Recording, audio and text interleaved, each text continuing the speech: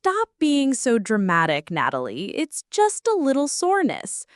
Those were my mother's exact words as I lay on the couch 3 days after the accident, barely able to move without shooting pain radiating through my entire torso. After the 18-wheeler ran the red light and slammed into my car at 50 miles per hour, after the firefighters had to use the jaws of life to extract me from the wreckage, after I spent 6 hours in the emergency room, my own family thought I was exaggerating my injuries for attention. Before we jump back in, tell us where you're tuning in from, and if this story touches you, make sure you're subscribed, because tomorrow I've saved something extra special for you. My name is Natalie Brennan, and from wherever you're watching this, I need you to stay with me, because what I'm about to tell you is about the moment I realized that sometimes the people who are supposed to protect you will gaslight you about your own pain until medical evidence forces them to face a truth so devastating it changes everything forever. Have you ever been in agony while everyone around you acts like you're faking it? Have you ever had your own family tell you to stop milking it while your body screams that something is seriously wrong?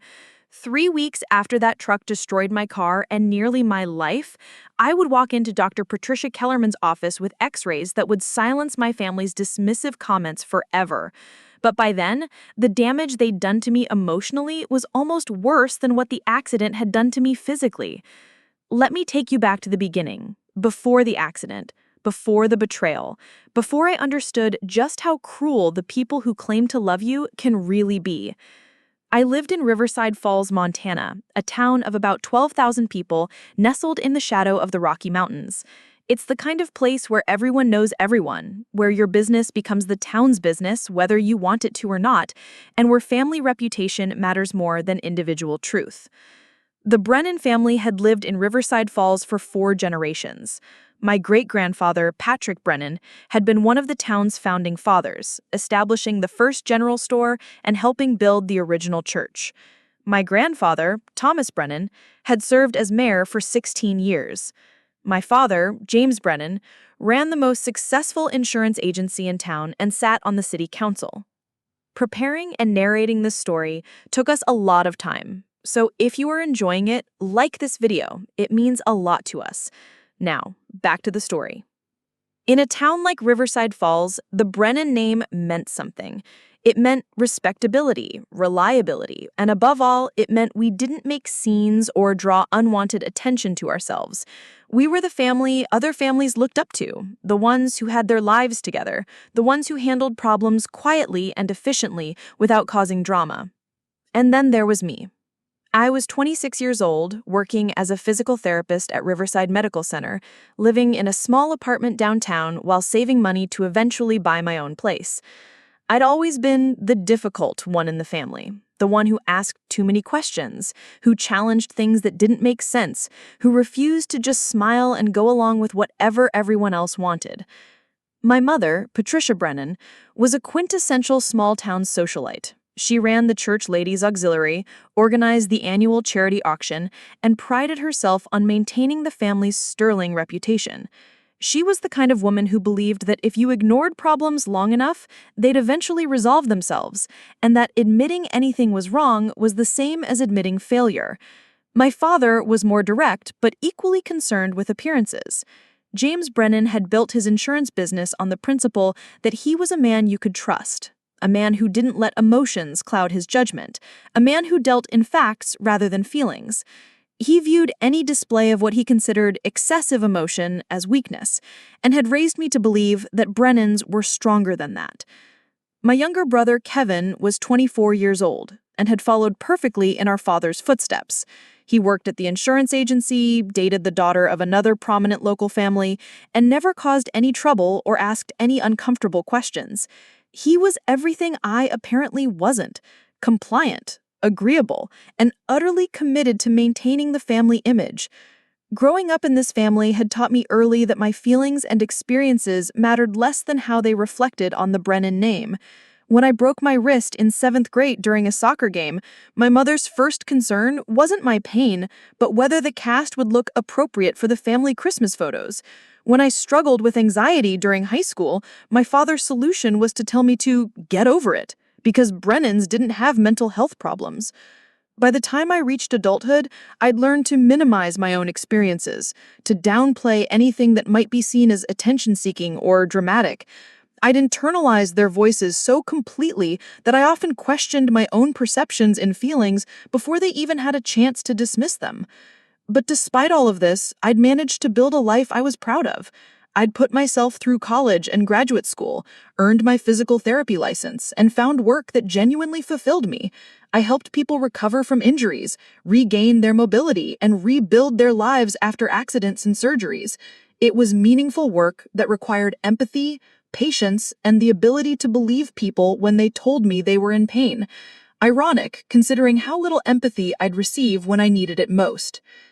The accident happened on a Tuesday morning in October. I was driving to work, taking my usual route down Mountain View Avenue, when I approached the intersection at Highland Street. The light was green, traffic was moving normally, and I was thinking about my first patient of the day, an elderly man recovering from hip replacement. I never saw the truck coming. The 18-wheeler ran the red light at full speed, slamming into the driver's side of my Honda Civic with a force that spun my car 3 complete rotations before it came to rest against a telephone pole. The sound of metal crushing metal was deafening, followed by an eerie silence broken only by the hissing of my destroyed radiator and the distant sound of someone screaming. I realized the screaming was coming from me. The pain was immediate and overwhelming. My left shoulder felt like it was on fire, my ribs ached with every breath, and something in my back had shifted in a way that sent lightning bolts of agony down my legs whenever I tried to move. I was trapped in the wreckage, my door crushed inward, my seat pushed forward by the impact. Bystanders gathered around the car, some trying to comfort me, others calling 911. I could hear sirens in the distance, growing closer. The truck driver, a man named Harold Voss, stood outside his relatively undamaged vehicle, pacing and talking on his cell phone. Later, I would learn he'd been texting while driving and hadn't even seen the red light. The firefighters who extracted me from the car were gentle but efficient. They kept asking me questions, my name, the date, whether I could feel my fingers and toes. I answered as best I could, but the pain was making it difficult to think clearly. Everything hurt, but my left shoulder and lower back were the worst. The ambulance ride to Riverside Medical Center was a blur of medical jargon, IV tubes, and reassuring voices telling me I was going to be okay. I was conscious but disoriented, aware enough to be scared but too injured to fully process what was happening. At the hospital, I was rushed through a series of tests: X-rays, blood work, and neurological assessments. The emergency room doctor, Dr. Michael Torres, was thorough and compassionate, explaining each procedure and asking detailed questions about my pain levels and symptoms. "Natalie, you've been in a serious accident," he told me after reviewing the initial X-rays. "You have some soft tissue injuries and bruising, and we want to keep you here for observation for a few hours to make sure there are no signs of internal bleeding or concussion." "What about my shoulder and my back? They're killing me." "The X-rays show some inflammation and swelling, which is completely normal after this kind of trauma. We're going to give you some pain medication and muscle relaxants, and I want you to follow up with your primary care physician in a few days. If the pain doesn't improve, or if it gets worse, come back immediately." My family arrived at the hospital about an hour after I did. My mother was flustered and embarrassed, asking the nurses to keep their voices down and worrying about who else from town might see me in this condition. My father was all business, asking about insurance coverage and liability issues. Kevin seemed genuinely concerned, but deferred to our parents' lead in all conversations. "How are you feeling, sweetheart?" my mother asked, but her tone suggested she was asking more out of obligation than genuine concern. "Everything hurts," I said honestly, "especially my shoulder and my back. The doctor said I need to rest and follow up in a few days." "Well, thank goodness it's not worse," my father said briskly. "Car accidents can be much more serious than this. You're lucky." Lucky. I was lucky to be in excruciating pain, lucky to have my car totaled, lucky to be facing weeks of medical appointments and insurance hassles. But this was classic James Brennan. Find the positive spin, minimize the negative, move on quickly. They drove me home to my apartment that evening, helped me get settled on the couch, and left me with a bottle of prescription painkillers and instructions to call if I needed anything. My mother's parting words were, "Try to get some rest, dear. You'll probably feel much better in the morning." But I didn't feel better in the morning. If anything, I felt worse. The pain in my shoulder had intensified overnight, and my lower back was so stiff I could barely sit up. Every movement sent waves of agony through my torso, and the muscle relaxants the hospital had prescribed barely took the edge off. I called in sick to work, something I rarely did, and spent the day on the couch trying to find a position that didn't hurt. When my mother called to check on me that afternoon, I told her honestly how I was feeling. "I'm really struggling, Mom. The pain is getting worse, not better. I can barely move without crying." "Honey, you were in an accident yesterday. Of course you're sore. Your body needs time to heal." "This feels like more than soreness. Something's really wrong." "Natalie, don't be dramatic. The doctor said you had soft tissue injuries and bruising. That's painful, but not serious. You just need to rest and give it time." Dramatic. The word hit me like a slap. Here I was, in genuine agony, reaching out for support from my mother, and her first instinct was to tell me I was being dramatic? What you need is to stop focusing on every little ache and pain. The more attention you pay to it, the worse it seems. Distract yourself. Go back to work. Get your mind off it. Get my mind off it. As if debilitating pain was something I could simply choose to ignore. By day 3, I was desperate. The burning sensation in my leg had worsened to the point where I couldn't put weight on it without crying out. My shoulder felt like someone was driving a knife between the bones every time I moved.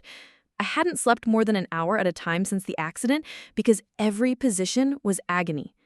That's when my mother came over to check on me and found me lying on the living room floor, unable to get back onto the couch after falling while trying to reach the kitchen. "Natalie, what are you doing down there?" "I fell, Mom. I can't get up. My back and leg are killing me." She helped me back onto the couch, but her expression was more annoyed than concerned.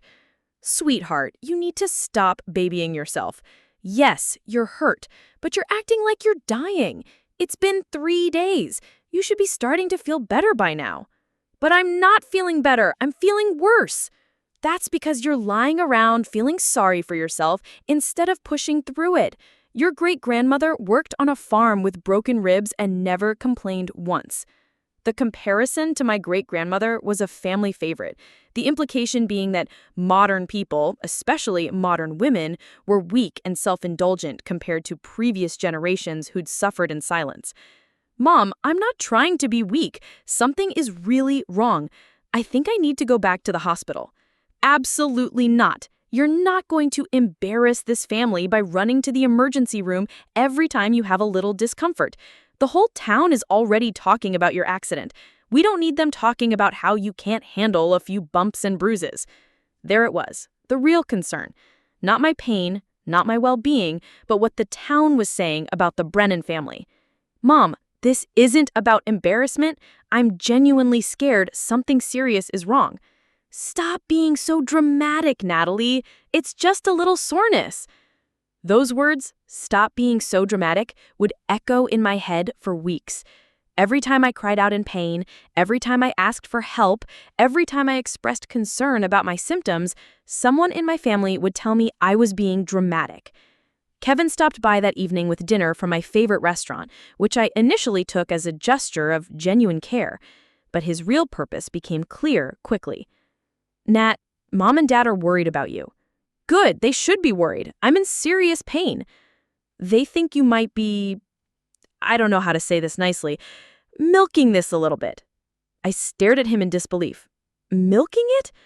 Look, I get that you're hurt, but it's been 3 days and you're acting like you can barely move. The doctor said you had bruising and soft tissue injuries. That's not life-threatening." "Kevin, I can barely walk. I haven't slept in 3 days. I'm taking prescription painkillers and they're not even touching this pain." "Maybe you're just not used to being hurt. You've always been kind of sensitive to pain." Sensitive to pain, as if there was something wrong with me for feeling what my body was experiencing. "I'm a physical therapist, Kevin. I work with people in pain every day. I know the difference between normal post-accident soreness and something serious." "Then why didn't the emergency room doctor catch it?"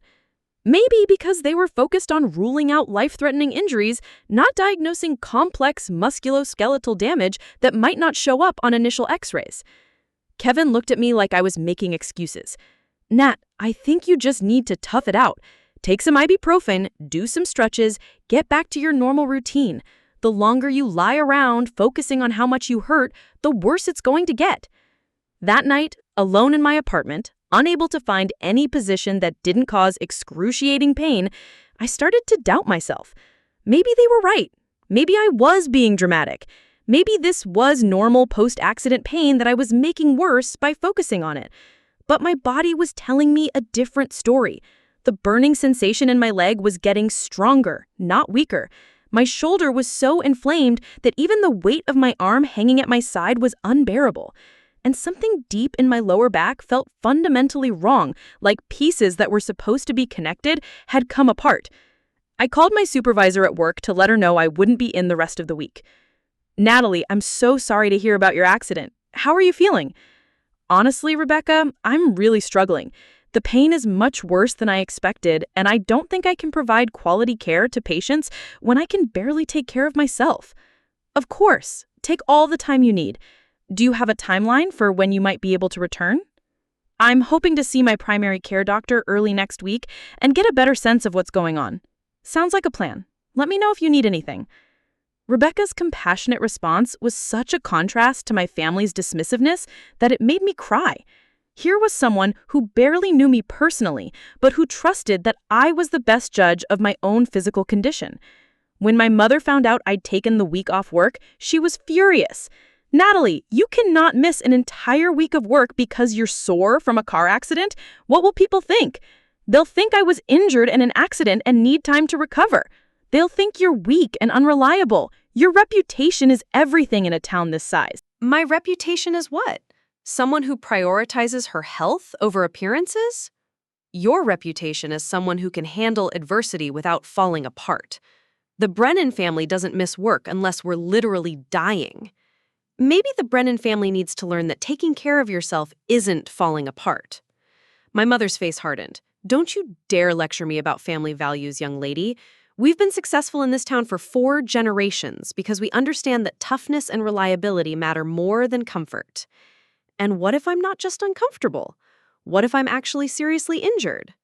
Then the emergency room doctor would have found it. Stop looking for problems that don't exist. By the weekend, a full week after the accident, I was desperate for answers. The pain hadn't diminished at all. If anything, it had gotten more complex and disturbing.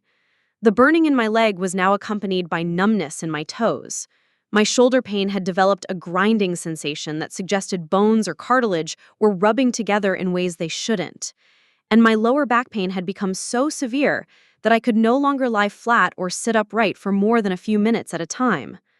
I made an appointment with my primary care physician, Dr. Sarah Kellerman, for first thing Monday morning.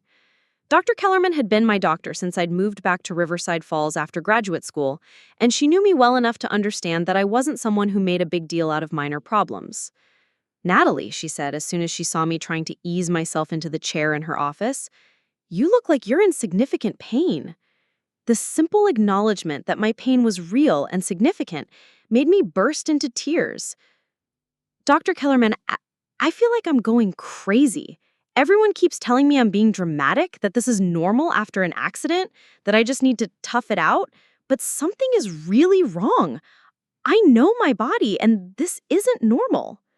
She spent 45 minutes with me asking detailed questions about my symptoms, when they were better or worse, what movements triggered pain, and how the pain had changed over the weeks since the accident. She did a thorough physical examination, testing my range of motion, checking my reflexes, and palpating areas of tenderness. "Natalie, I'm concerned about several things I'm seeing here. Your left shoulder has significantly limited range of motion and some abnormal grinding sensations that suggest possible cartilage or ligament damage. Your lower back shows signs of muscle spasm and nerve irritation that could indicate disc problems. And the symptoms you're describing in your leg, the burning and numbness, are consistent with possible nerve compression." So I'm not imagining this? You are absolutely not imagining this. These are real, significant injuries that require proper diagnosis and treatment.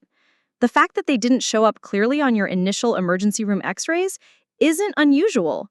Many soft tissue injuries and nerve problems don't show up on basic x-rays taken immediately after an accident. I felt such overwhelming relief at being believed that I started crying again. "I want to order an MRI of your shoulder and lower back," Dr. Kellerman continued. "These will give us much better images of soft tissues, cartilage, ligaments, and discs.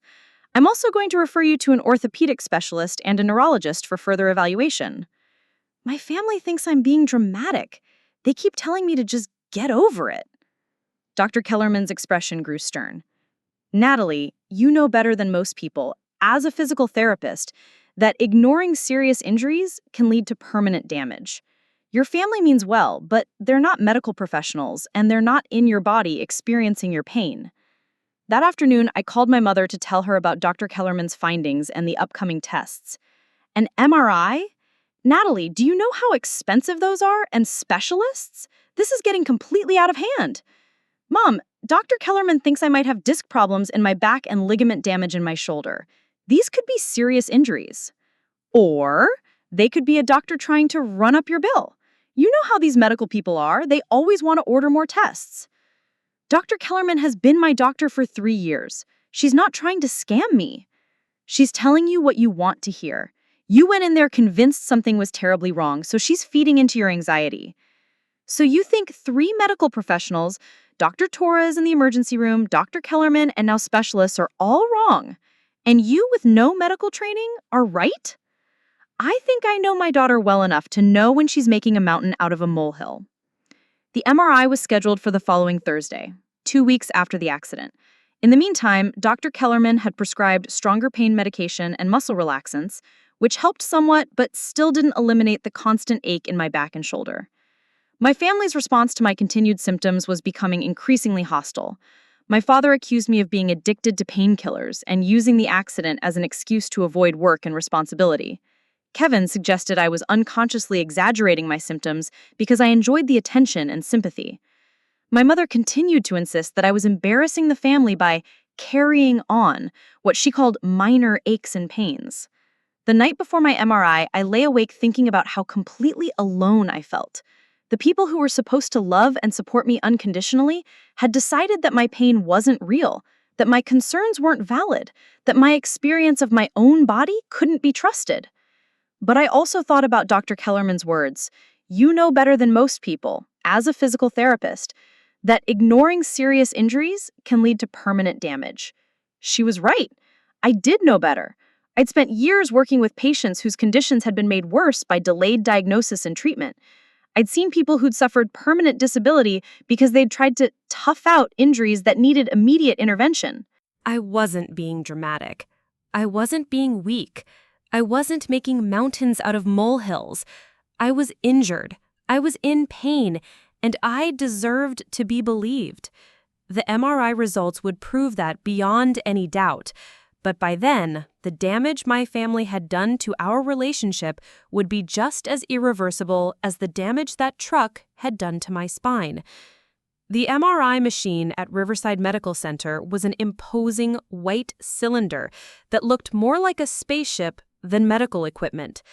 As the technician, Jennifer Walsh, helped me position myself on the sliding table, I felt a mixture of anxiety and hope that I hadn't experienced since the accident 2 weeks earlier. "This will take about 45 minutes for both your shoulder and lumbar spine," Jennifer explained, placing foam padding around my head to keep me still. "Try to stay as motionless as possible. I know it's uncomfortable with your injuries, but the clearer the images, the better Dr. Kellerman can help you." As I slid into the machine and the rhythmic banging began, I closed my eyes and tried to prepare myself for whatever the results might show. Part of me was terrified that the MRI would come back normal, that I'd be left with no explanation for my constant agony, and my family's accusations of being dramatic would be vindicated. But a larger part of me was hoping for vindication of a different kind. Proof that I wasn't crazy, that my pain was real, that I'd been right to trust my own body. I didn't have to wait long for answers. Dr. Kellerman called me at home the next morning, less than 24 hours after the scan. "Natalie, I need you to come in this afternoon to discuss your MRI results. Can you be here at 2 p.m.? Something in her tone made my stomach clench. "Dr. Kellerman, is everything okay? You sound concerned." "I'd prefer to go over everything in person, but Natalie, I want you to know that your symptoms make perfect sense now. We've found several significant issues that explain exactly why you've been in so much pain." The relief in her voice was unmistakable, and I felt tears starting to form. After 2 weeks of being told I was exaggerating, a medical professional was confirming that my pain was not only real, but had identifiable causes. That afternoon, I made my way slowly to Dr. Kellerman's office, using a walking stick I'd borrowed from my elderly neighbor because the pain in my leg had made walking without support nearly impossible. The receptionist, Amanda Torres, looked at me with genuine sympathy as I checked in. "Natalie, hun, you look like you're really struggling. Dr. Kellerman will take good care of you." It was such a contrast to my family's attitude that it almost made me cry again. Here were virtual strangers showing me more compassion than my own blood relatives. Dr. Kellerman's expression was serious, but kind as she ushered me into her office and helped me settle into a chair that wouldn't aggravate my back pain. "Natalie, I'm going to be direct with you because I think you need and deserve to know exactly what we're dealing with. The MRI results show several significant injuries that absolutely justify every symptom you've been experiencing." She turned her computer monitor so I could see the black and white images of my spine and shoulder. "Let's start with your lower back. You have 2 herniated discs, one at L4-L5 and one at L5-S1. The herniation at L5-S1 is particularly severe and is compressing your sciatic nerve, which explains the burning pain and numbness running down your left leg." I stared at the images, seeing clear evidence of what looked like bulging, displaced material pressing against delicate nerve structures. Is that why I can barely walk? Absolutely. Sciatic nerve compression can cause excruciating pain, numbness, weakness, and difficulty walking. What you've been experiencing is textbook sciatica caused by disc herniation.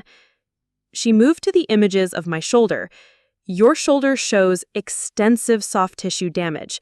You have a complete tear of your rotator cuff, specifically the supraspinatus tendon, as well as damage to the labrum, the cartilage that helps stabilize your shoulder joint.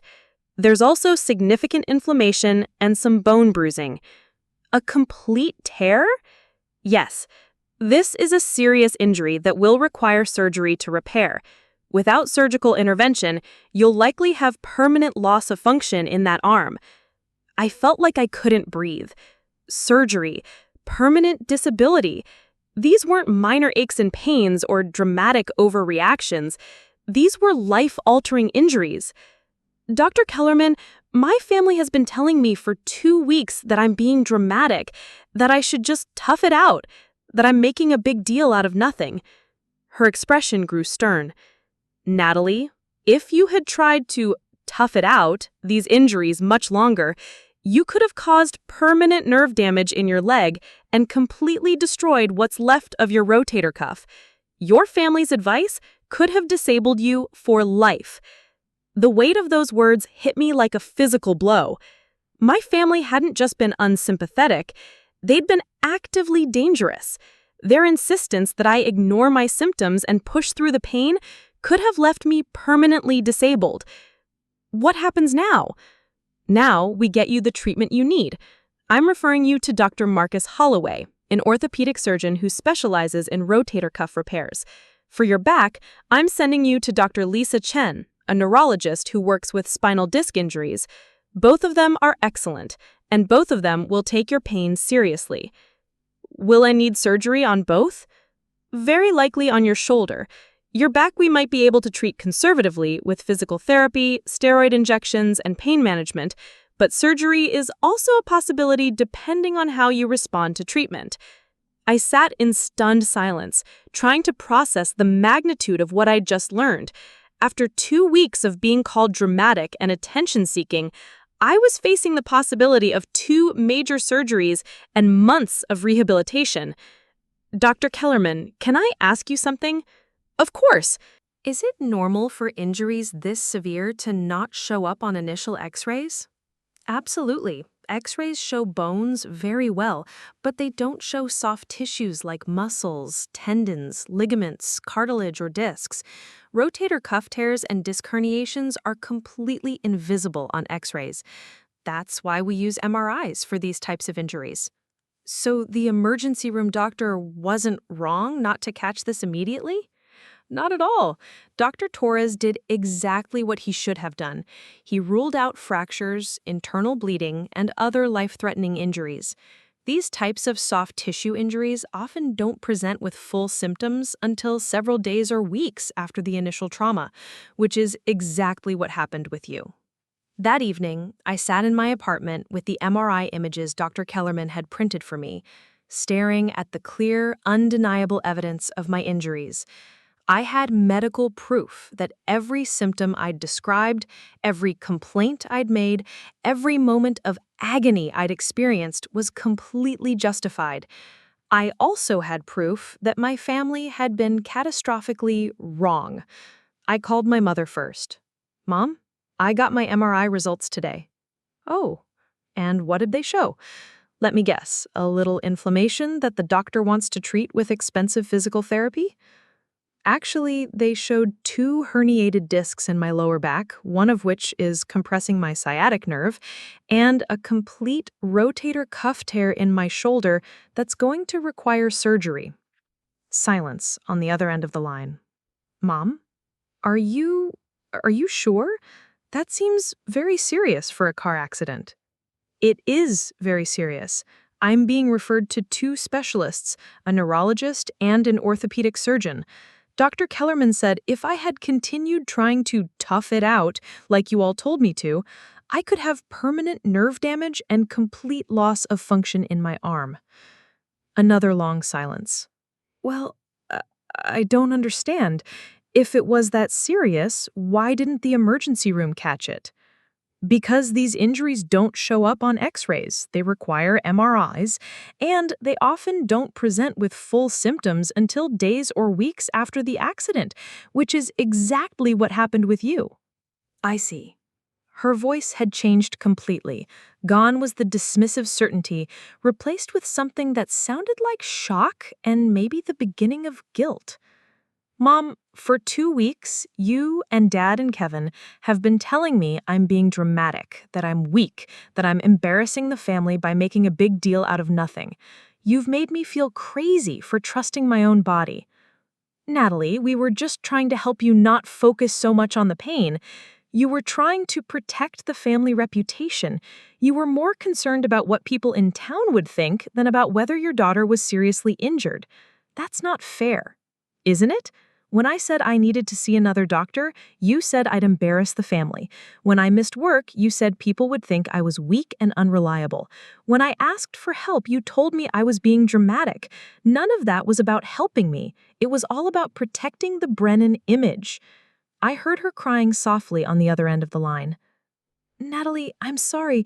I didn't know it was this serious. I thought... My mother called me that afternoon, her voice tight with barely controlled panic. Natalie, what is this post you put on Facebook? People are calling the house. Mrs. Patterson from church asked me if it was true that we told you to ignore your injuries. It is true. That's exactly what you told me to do. But you didn't have to make it public. This is a private family matter. Mom, you made my medical care public matter when you started telling people I was being dramatic about my injuries. Mrs. Patterson knew about my accident because you've been talking about it all over town. I never said anything bad about you. You didn't? Because I've had 3 people tell me they heard from you or Dad that I was milking the accident and making a big deal out of nothing. Did you or did you not tell people I was overreacting? Silence. That's what I thought. You've been publicly undermining me for 3 weeks, questioning my credibility and my character. Now people get to judge your credibility and character based on how you treated me. The conversation with my father was even heated. Natalie, you need to take down that post immediately. This is damaging to the family standing in the community. Dad, I'm not taking anything down. Every word in that post is true, and I have medical records to prove it. It doesn't matter if it's true, you're airing our private business for everyone to see. My medical care isn't your private business. My injuries aren't your private business. Your response to my injuries became public business when you started telling people around town that I was being dramatic. We never meant for this to get out of hand. But it did get out of hand, and now people know that when your daughter was seriously injured, your first concern was protecting your reputation instead of protecting her health. What do you want from us? I want you to understand that actions have consequences. For 3 weeks, you've been publicly questioning my credibility and my character. Now people get to judge your credibility and character based on how you treated me. The post continued to gain traction over the following days. Local news outlets picked up on it, not as a story about me specifically, but as part of a larger conversation about family dynamics and medical decision-making.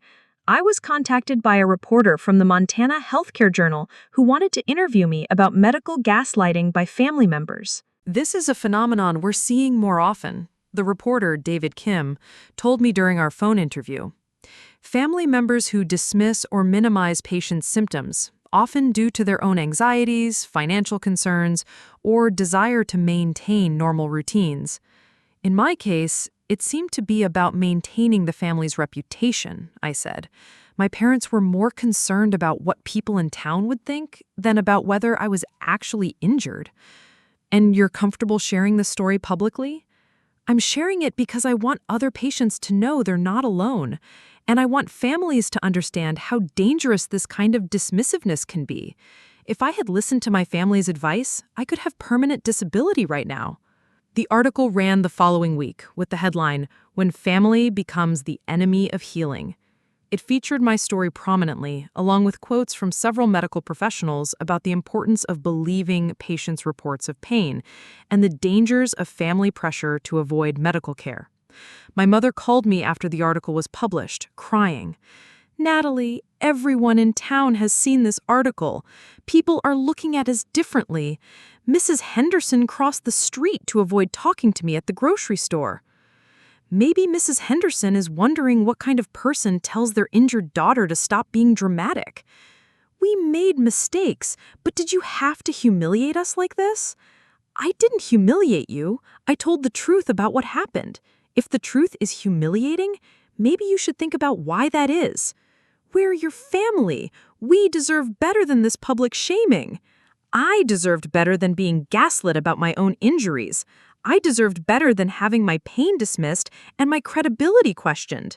I deserved better than being told I was embarrassing the family by seeking medical care. But the real turning point came when Dr. Kellerman asked me to speak at the monthly meeting of the Montana Physical Therapy Association. She wanted me to present my case as an example of delayed diagnosis due to family pressure. "Your story illustrates several important points," she explained. "The limitations of initial X-rays for soft tissue injuries, the importance of trusting patient-reported symptoms, and the role family dynamics can play in delaying proper care." The presentation was held at a conference center in Billings, about 2 hours from Riverside Falls. I drove there with my arms still in the complex sling system, determined to share my experience with other healthcare professionals who might encounter similar situations. "Ladies and gentlemen," I began, standing at the podium in front of about 60 physical therapists and other medical professionals. 3 months ago, I was a colleague just like you. I thought I understood patient advocacy and the importance of believing people when they report pain. Then I became a patient myself, and I learned what it feels like when the people closest to you decide your pain isn't real. I walked them through the entire timeline: the accident, the initial emergency room visit, the escalating symptoms, my family's dismissive responses, and the eventual MRI results that proved the severity of my injuries. "The most dangerous moment in my recovery wasn't the accident itself," I said, showing slides of my MRI images. "It was when my family convinced me to doubt my own perception of my pain. I came close to delaying treatment because I started to believe I might be overreacting." I presented the medical documentation, The initial x-rays showing no obvious abnormalities, the MRI results showing severe soft tissue damage, the surgical reports confirming the need for immediate intervention. As healthcare providers, we need to be aware that family pressure to avoid medical care is a real phenomenon that can lead to delayed diagnosis and worse outcomes. When patients tell you their families think they're overreacting, that should be a red flag, not a reason to minimize their symptoms. The questions afterwards were thoughtful and engaged. Several therapists shared their own experiences with patients whose families had complicated their care. Others asked about strategies for identifying and addressing family-related barriers to treatment. But the question that stopped me in my tracks came from a young physical therapist in the back of the room. How did you find the courage to go public with your story? It must have been difficult to put your family relationships at risk. I thought about that question for a long moment before answering. I realized that my family relationships were already at risk. They were at risk the moment my parents decided to prioritize their reputation over my health. They were at risk the moment they chose to gaslight me about my own physical experience instead of supporting me through a medical crisis. I paused, looking out at the audience of healthcare professionals who had spent their careers believing patients and advocating for proper treatment. But more importantly, I realized that staying silent wasn't protecting my family, it was protecting a system that allows family members to dismiss and minimize patients' pain without consequences. If I shared my story helps even one person get the medical care they need despite family pressure, then it was worth the personal cost. The applause was sustained and heartfelt. Afterwards, several people came up to thank me for my courage in speaking out. A few shared their own stories of family medical gaslighting. One older physical therapist told me she was going to use my case in her continuing education courses as an example of family-related barriers to care. On the drive home to Riverside Falls, I felt something I hadn't experienced since before the accident: pride. Not just in my recovery, but in my response to adversity. I had taken a situation where I was dismissed and gaslit, and I had transformed it into education and advocacy that might help other patients. My phone was full of messages from colleagues and other healthcare providers who had attended the presentation or heard about it secondhand. The Montana Physical Therapy Association wanted to feature my story in their quarterly newsletter. A medical journal editor had reached out about publishing a case study based on my experience. But the message that meant the most was from a physical therapist I'd never met. Thank you for your presentation today. I have a patient whose husband keeps telling her she's dramatic about her back pain. After hearing your story, I'm going to have a different conversation with her about getting an MRI despite his objections. You may have just prevented someone else from suffering what you went through. As I pulled into my apartment complex, I thought about my family and how they were probably feeling about my newfound public platform. They had spent weeks trying to silence me, trying to convince me that my pain wasn't real, trying to pressure me into ignoring my symptoms to protect their reputation. Instead, they had taught me something invaluable: that my voice, my experience, and my truth were worth fighting for. They had inadvertently given me the motivation to become an advocate, not just for myself, but for other patients dealing with family dismissiveness and medical gaslighting. The irony was perfect. In trying to silence me, they had given me something to say. In trying to protect their reputation, they had made their treatment of me a matter of public record. In trying to minimize my injuries, they had turned me into an expert on the dangers of family pressure in medical decision-making. Tomorrow, I had a follow-up appointment with Dr. Holloway to check on my surgical recovery. Next week, I started physical therapy to begin rebuilding strength and range of motion in my shoulder. In a month, I would have another MRI to see if the disc herniations in my back were responding to conservative treatment or if I would need surgery there as well. But tonight, I was going to work on my next presentation because I had learned something important.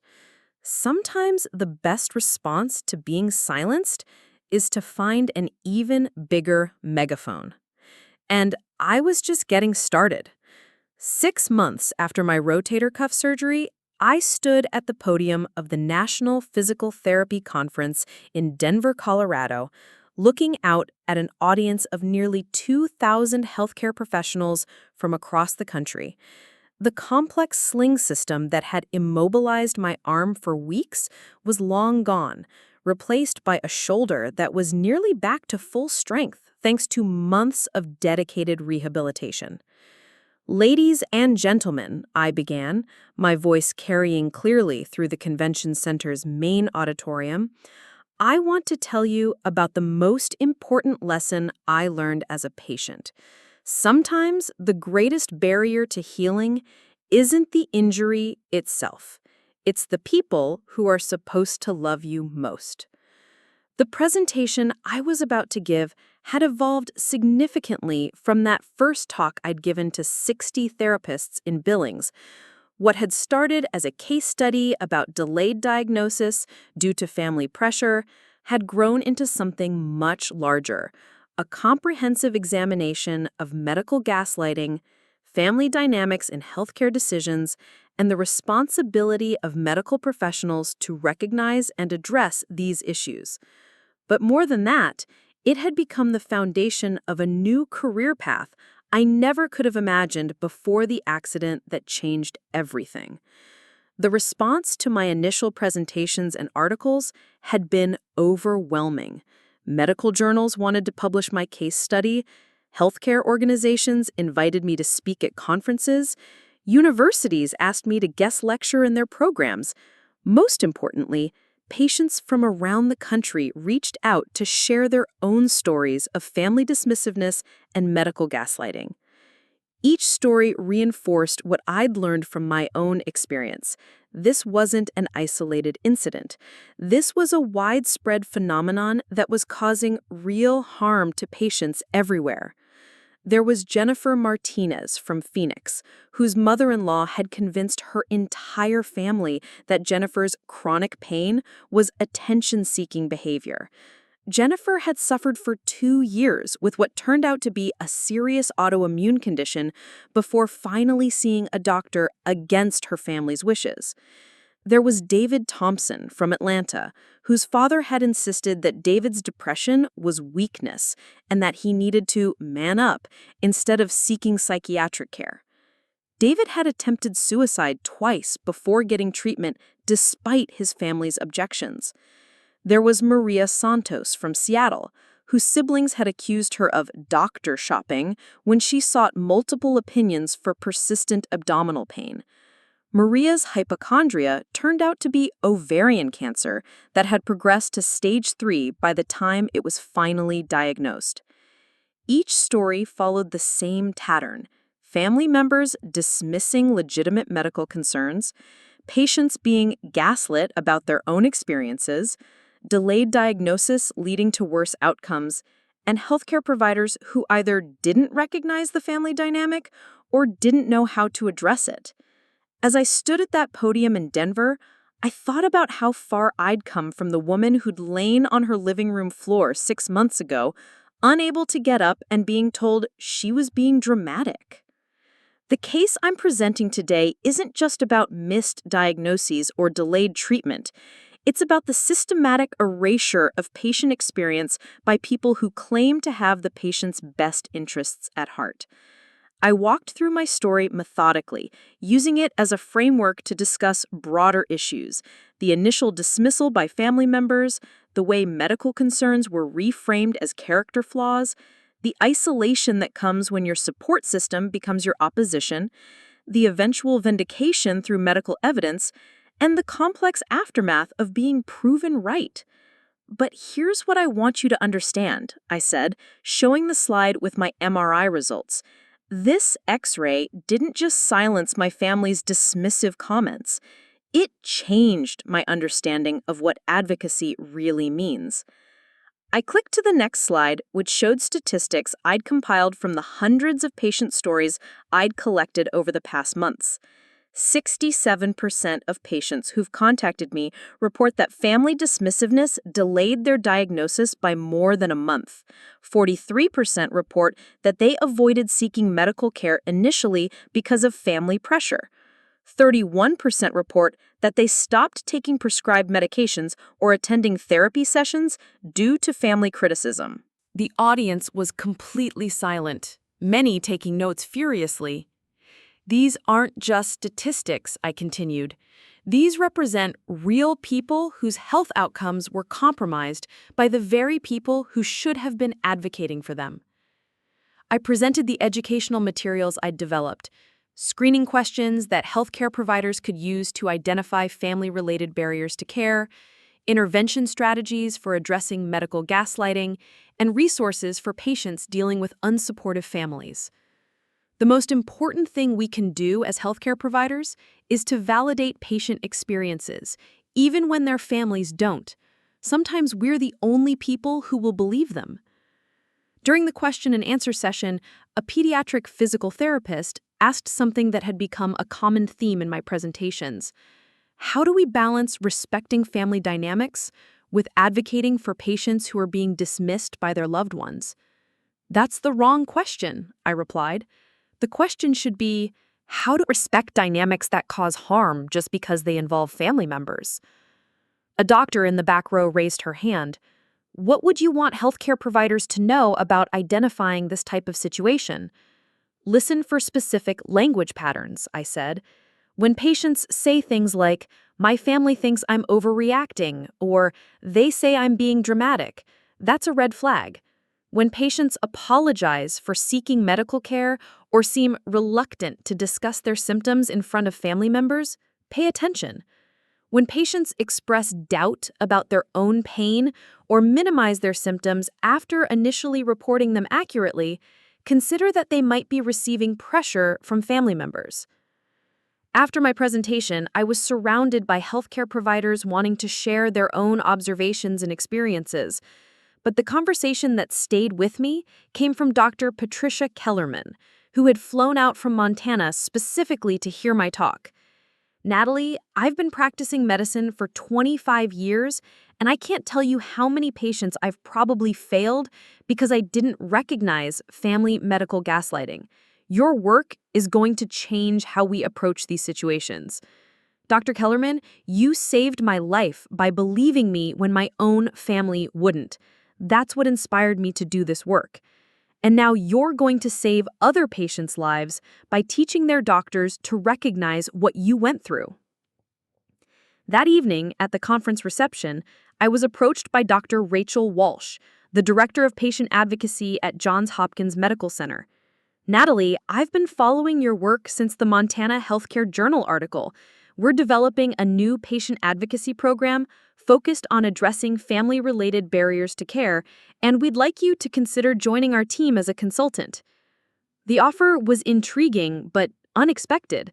I'm honored, but I'm not sure I'm qualified for that kind of position.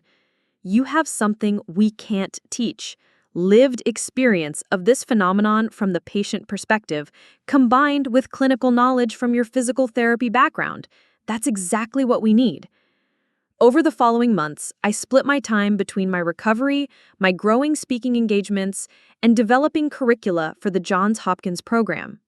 We created training modules for healthcare providers, patient education materials, and intervention protocols for addressing family medical gaslighting. But the work that felt most meaningful was the support group I started for patients dealing with family dismissiveness around medical issues. We met virtually every other week, bringing together people from around the country who were navigating the complex dynamics of unsupportive families during medical crises. The stories were heartbreaking, but also empowering. People finding their voices, learning to advocate for themselves, discovering that their experiences were valid regardless of what their family said. The hardest part, shared Lisa Chen during one of our sessions, wasn't even the cancer diagnosis. It was realizing that my husband's response to my illness was to minimize it and make it about how it affected him. "That's so common," replied James Rodriguez, whose family had insisted his chronic pain was all in his head until imaging revealed severe spinal degeneration. They make your medical crisis about their discomfort with your pain. The group that helps me most, added Sarah Thompson, whose parents had delayed her mental health treatment for years by insisting therapy was for weak people, is realizing I'm not crazy for expecting my family to support me when I'm sick. My relationship with my own family had settled into what I could only describe as cautious coexistence. They'd been forced to acknowledge that they'd been wrong about my injuries, but they still struggled with the public nature of my advocacy work. Natalie, my mother said during one of our monthly phone calls, I understand why you're doing this work, but do you have to keep using our family as an example? Mom, our family is an example. We're an example of what happens when people prioritize reputation over health, when they choose denial over difficult truths, when they gaslight patients instead of supporting them. But people in town still treat us differently. Mrs. Patterson still crosses the street when she sees me coming. Maybe Mrs. Patterson is thinking about how she would react if her daughter was seriously injured. Maybe she's wondering if she would have done better than you did. We've apologized repeatedly. What more do you want? I want you to understand that this isn't about punishment or revenge. This is about education and prevention. If sharing our story helps even one family handle a medical crisis better, then it's worth the discomfort you're feeling. My father's response was more pragmatic, as always. I just don't understand why you can't let sleeping dogs lie. We made mistakes, we've learned from them, why keep rehashing it publicly? Dad, they're not sleeping dogs. They're ongoing patterns that hurt patients every day. Medical gaslighting by family members is happening right now, today, to people who don't have the medical knowledge or professional platform I have. They need advocates. And you have to be that advocate? Someone has to be, and since I've lived through it and understand both the medical and emotional aspects, yes, I think I do have to be that advocate. The conversation I'd been dreading came 8 months after my surgery, when Kevin called to tell me he was engaged to his longtime girlfriend, Amanda Foster. Nat, I want you to be at the wedding, but Amanda's family has some concerns about the publicity surrounding our family situation. What kind of concerns? They're worried about it reflecting poorly on them if their daughter marries into a family that's been, in the news for medical stuff. Kevin, let me make sure I understand this correctly. Amanda's family is concerned about being associated with people who told their daughter to ignore serious injuries that required surgery? It's not that simple. It is exactly that simple. They're concerned about being associated with people who were publicly revealed to be wrong about a medical situation. And instead of examining why that might be concerning, they want the victim to be quiet about it. Natalie, please, can't you just tone it down for a while, just until after the wedding? Kevin, I'm not going to stop advocating for patients because Amanda's parents are embarrassed to be associated with people who gaslit a car accident victim. So, you won't come to the wedding? I'll come to the wedding if I'm invited as myself, as someone who survived serious injuries and has turned that experience into meaningful advocacy work. But I won't come if I'm expected to pretend that what happened didn't happen, or that the work I'm doing isn't important. I'll talk to Amanda. The wedding was beautiful, and Amanda's parents were polite if distant. But the moment that mattered most came during the reception when Amanda pulled me aside. Natalie, I want you to know that I've been following your work since Kevin told me what happened. What you're doing is important, and I'm proud to be joining a family that includes someone who turns trauma into advocacy. Thank you, Amanda. That means more than you know. I also want you to know that if Kevin and I ever have children, and if one of them is ever seriously injured, I'll remember your story. I'll remember that believing them and supporting them is more important than protecting anyone's reputation. A year after my accident, I was invited to give the keynote address at the American Medical Association's annual conference on patient advocacy. Standing before 3,000 physicians, nurses, and other healthcare providers, I shared not just my story, but the stories of hundreds of patients who had reached out to me.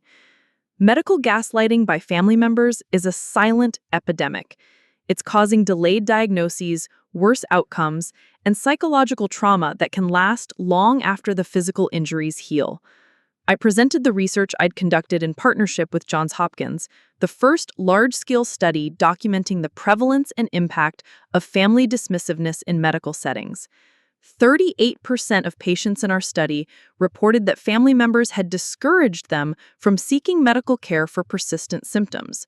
29% reported that family pressure had led to delay or avoid recommended treatments. 17% reported that they had suffered worse medical outcomes as a direct result of family dismissiveness. But the statistic that generated the strongest response from the audience was this one. 87% of patients who experienced family medical gaslighting reported that it damaged their relationships with those family members permanently. This isn't just a medical issue, it's a family crisis that we, as healthcare providers, have the power to identify and address. I concluded with practical recommendations that had grown out of my advocacy work: screening protocols for identifying family-related barriers to care, intervention strategies for addressing medical gaslighting, and support resources for patients dealing with unsupportive families. The most important thing we can do, I said in closing, is to remember that sometimes we are the only people who will believe our patients. Sometimes we are the only advocates they have. That's not a burden, it's a privilege. The standing ovation lasted for nearly 5 minutes. Afterward, at the reception, I was approached by Dr. Michael Torres, the emergency room physician who had treated me the night of my accident. Dr. Torres, you have nothing to apologize for. You did everything right that night. I discharged you into the care of people who weren't going to take care of you properly. I should have recognized that your family's response was problematic. You couldn't have known that from one interaction. But now, because of the work we're all doing, other emergency physicians will know what to look for. That's exactly right. We're already implementing your screening protocols in our ER. We've identified 3 cases in the past month where family pressure was delaying appropriate care. That conversation crystallized something important for me. This work wasn't about relitigating my own experience or seeking vindication from my family. It was about creating systemic change that would protect future patients from what I had gone through. 2 years after my accident, I opened the Center for Medical Advocacy and Family Education in Riverside Falls, the same town where my family had initially dismissed my injuries. The center provided resources for patients dealing with family medical gaslighting, training for healthcare providers, and education programs for families navigating medical crises. The grand opening was attended by medical professionals from around the state, patients I'd worked with, and, surprisingly, my entire family. I know this might seem ironic, establishing a center focused on family medical advocacy in the town where my own family initially failed to advocate for me, but I can't think of a more fitting location. This center represents not just my recovery from serious injuries, but our community's recovery from the silence and shame that often surround family medical conflicts. During the reception, my mother approached me with tears in her eyes. Natalie, I want you to know how proud I am of what you've built here. Thank you, Mom. I also want you to know that I understand now why you couldn't just let this go. You weren't trying to punish us. You were trying to protect other people from going through what you went through. That's exactly right. Can you forgive us? Not publicly, not for anyone else's benefit, but just, can you forgive us? I looked at my mother, really looked at her for the first time in months. She looked older, more fragile, but also more genuine than I'd seen her since before the accident. Mom, I forgave you a long time ago, but forgiveness doesn't mean forgetting. And it doesn't mean pretending it didn't happen. It means using what happened to create something better. Is this better? She asked, gesturing around the center. This is much better. This is taking something that could have destroyed me and turning it into something that will help thousands of other people. This is proof that sometimes the worst things that happen to us can become the foundation for the most important work we'll ever do. As the evening wound down, I stood in the main conference room of the center, looking at the photos on the wall, pictures of patients whose stories had inspired my advocacy, healthcare providers who had implemented new protocols based on my research, families who had learned to be better advocates for their loved ones. But the photo that meant the most to me was a simple before and after comparison. An X-ray from the night of my accident showing what appeared to be minor injuries, and an MRI taken 2 weeks later revealing the severe damage that had been invisible to initial examination. Below the images was a simple inscription. Sometimes, the most important truths are the ones that can't be seen at first glance. Dr. Sarah Kellerman had suggested that inscription, and it captured perfectly what I'd learned through this entire experience. The truth about my injuries hadn't been visible on initial X-rays. The truth about my family's capacity for support hadn't been visible until I needed them most. The truth about my own strength and resilience hadn't been visible until I was forced to advocate for myself against all opposition. But once those truths became visible, they changed everything. My family had tried to silence me, tried to convince me that my pain wasn't real, tried to protect their reputation at the expense of my health. Instead, they had given me a story worth telling, a cause worth fighting for, and a platform that had grown far beyond anything I could have imagined. The X-ray that had silenced them forever hadn't just proven my injuries were real. It had proven that my voice, my experience, and my truth were worth fighting for. And that truth had become the foundation for helping thousands of other patients find their own voices, trust their own experiences, and demand the medical care they deserved, regardless of what their families thought about it.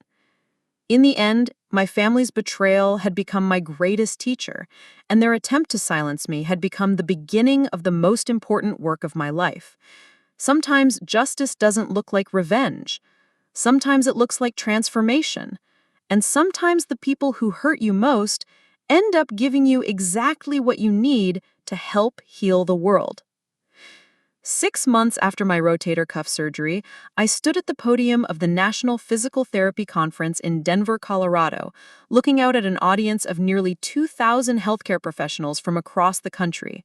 The complex sling system that had immobilized my arm for weeks was long gone, replaced by a shoulder that was nearly back to full strength thanks to months of dedicated rehabilitation.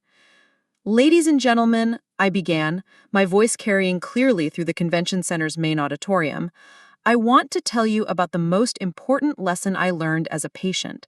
Sometimes the greatest barrier to healing isn't the injury itself, it's the people who are supposed to love you most."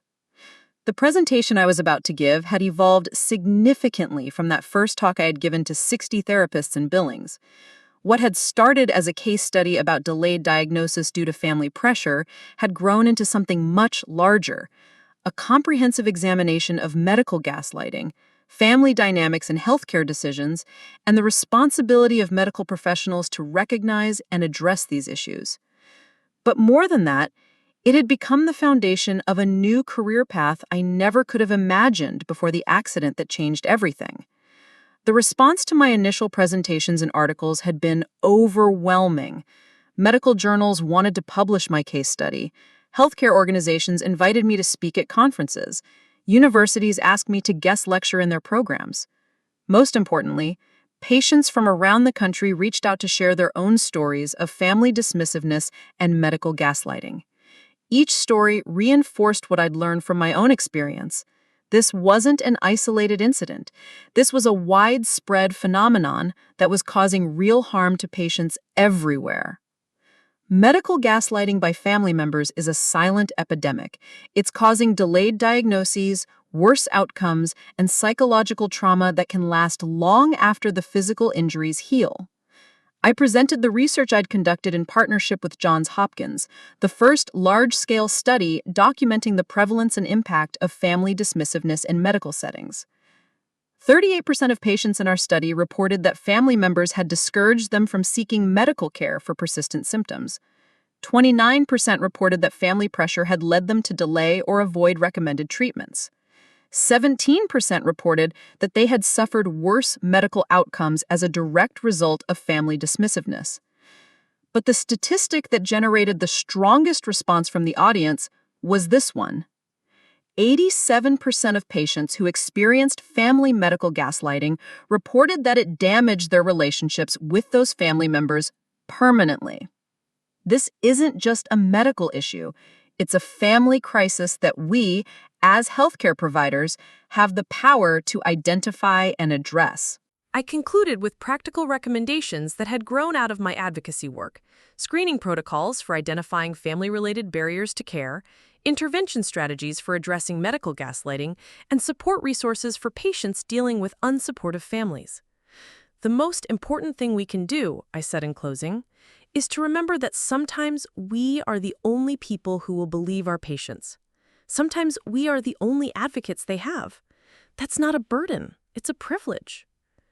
The standing ovation lasted for nearly 5 minutes.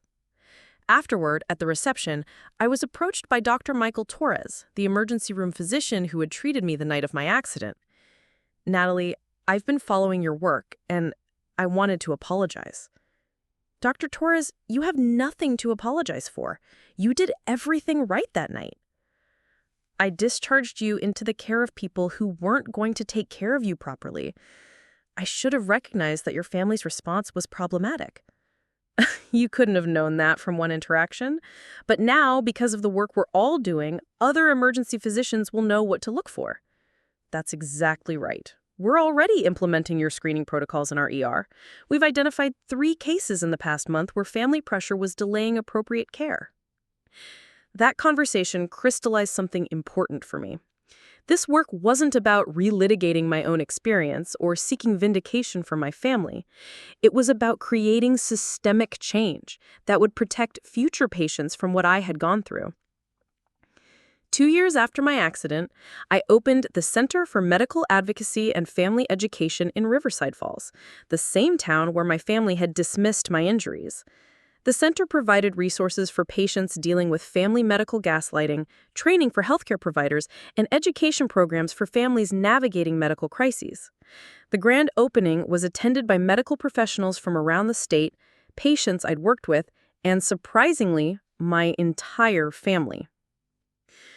"I know this might seem ironic," I said during my opening remarks, "establishing a center focused on family medical advocacy in the town where my own family initially failed to advocate for me. But I can't think of a more fitting location.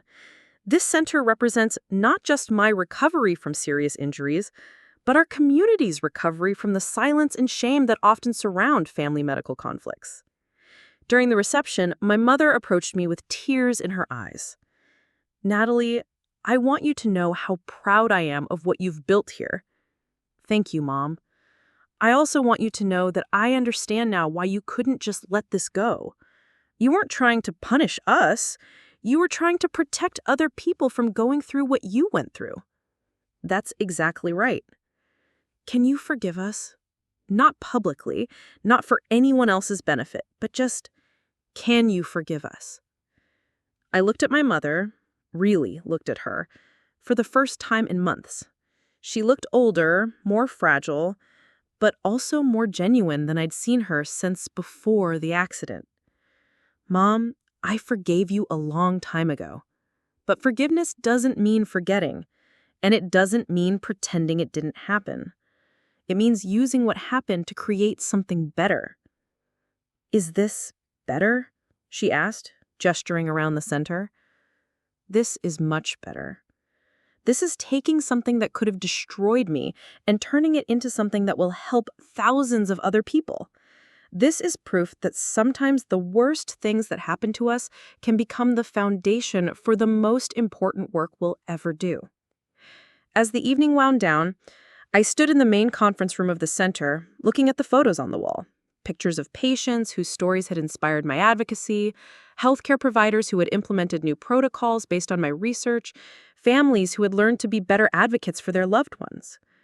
But the photo that meant the most to me was a simple before and after comparison. An X-ray from the night of my accident showing what appeared to be minor injuries, and an MRI taken 2 weeks later revealing the severe damage that had been invisible to initial examination. Below the images was a simple inscription. Sometimes the most important truths are the ones that can't be seen at first glance. Dr. Sarah Kellerman had suggested that inscription, and it captured perfectly what I'd learned through this entire experience. The truth about my injuries hadn't been visible on initial x-rays. The truth about my family's capacity for support hadn't been visible until I needed them most. The truth about my own strength and resilience hadn't been visible until I was forced to advocate for myself against all opposition. But once those truths became visible, they changed everything. My family had tried to silence me, tried to convince me that my pain wasn't real, tried to protect their reputation at the expense of my health. Instead, they had given me a story worth telling, a cause worth fighting for, and a platform that had grown far beyond anything I could have imagined.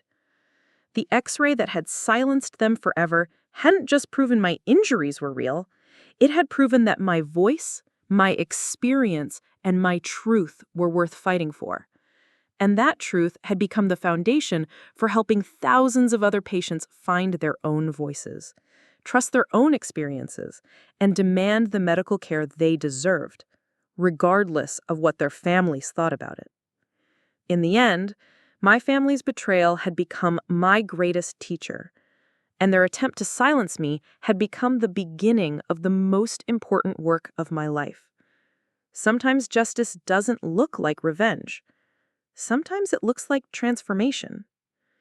And sometimes the people who hurt you most end up giving you exactly what you need to help heal the world. Up next, you've got 2 more standout stories right on your screen. If this one hit the mark, you won't want to pass these up. Just click and check them out. And don't forget to like, subscribe, and turn on the notification bell so you don't miss any upload from us.